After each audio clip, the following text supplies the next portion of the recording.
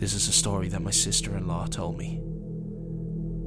It's about sleep paralysis, which I'd obviously heard of before, but I never knew just how terrifying it could be. She was about 14 years old. She'd just gotten into bed and she drifted off for the night. She said she tended to sleep on her back. And that's what made this worse.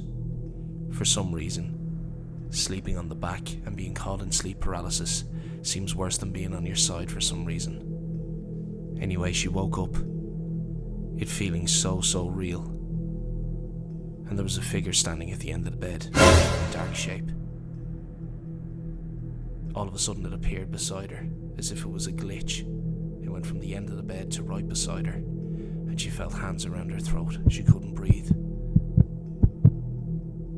Now my brothers-in-law, they tend to be quite the pranksters, especially when they were younger. And sometimes they used to hide in her closet and jump out at her when she was least expecting it, sometimes to be in there for hours. So she thought it was some sort of a sick joke.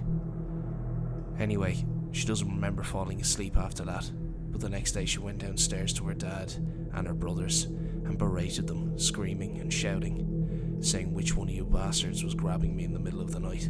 It wasn't funny. They just looked at her in shock, like it really wasn't us, and it very clearly wasn't.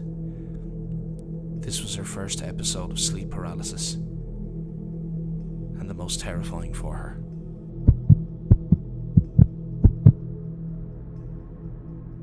I remember a friend telling me this next story, and when it started out it seemed so amusing and hilarious, and then it took a turn for the worst, and it's one of the freakiest stories I've ever heard.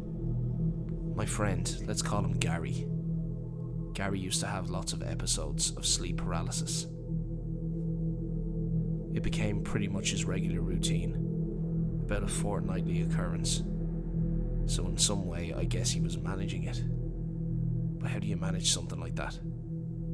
Anyway, one night, he went to sleep, was asleep on his back, and he woke up and he couldn't move. He knew he was having an episode, but then a part of him didn't know that as well. He started to panic a little bit, but he started to breathe a little bit too, just to try and get himself through it, some sort of coping mechanism. Suddenly the outline of a woman at his door, wearing some sort of a fruit hat, was dancing her way into the room, further and further and closer towards the bed. This is when I was amused, but I could see the look of fear on his face as he told me what happened next.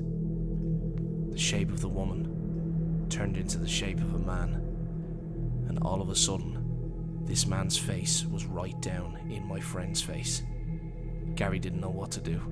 He said he could feel this man's breath. He had rotten teeth, horrible green eyes, and was just snarling in his face. He could feel his hands coming up his body and towards his neck. He had one hand on his neck and he was putting the other hand over his face. And then Gary woke up.